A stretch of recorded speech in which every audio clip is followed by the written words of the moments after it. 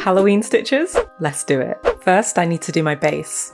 Okay, my base is done, so now let's get to the good part. So I'm going to be using face paint and eyeshadow. I'm going to start with some red face paint, and you want to use it to draw out the lines of where you want your stitches to go. I'm going to kind of make it a bit squiggly. Stopping right at my lip, going straight down along my chin as well. So I'm just going back in with a darker red to thicken up and neaten my lines. Now I'm going to do some stitches going from the corner of my mouth all the way across on both sides. And you can do your lines as thin or thick as you want. The paint's dripping down my hand. And I'm going to do one more on my neck, just going straight across. Next, you want to go in with some white face paint, and I'm adding more water to my brush so that the white's a bit more watered down. With the white, you want to go along both sides of the red lines, and then I'm kind of just using my finger to tap and blend out the edges so the white lines look a bit more faded rather than harsh. Can't forget the neck. I'm going in with some brown face paint. I'm going to use that brown to blend along where we put the white to create an illusion to make it look like it's raised. So just being really light-handed with it. We're getting there slowly. So I'm just making sure those brown lines are really nice and softened out and blended by using a little bit of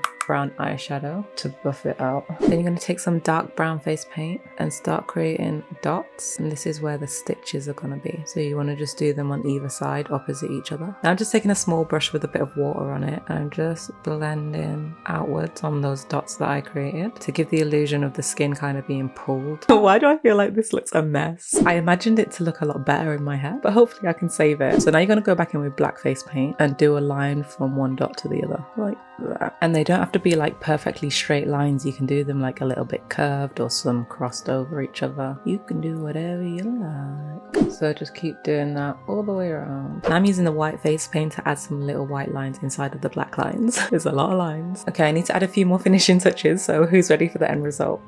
Okay, here's the end result.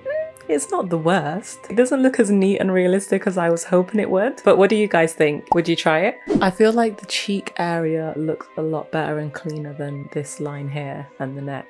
Am I the only one getting Wednesday Adam vibes? It's the hair. Don't forget to hit the like button on your way out and subscribe to my channel if you haven't already. What are you waiting for? Bye guys.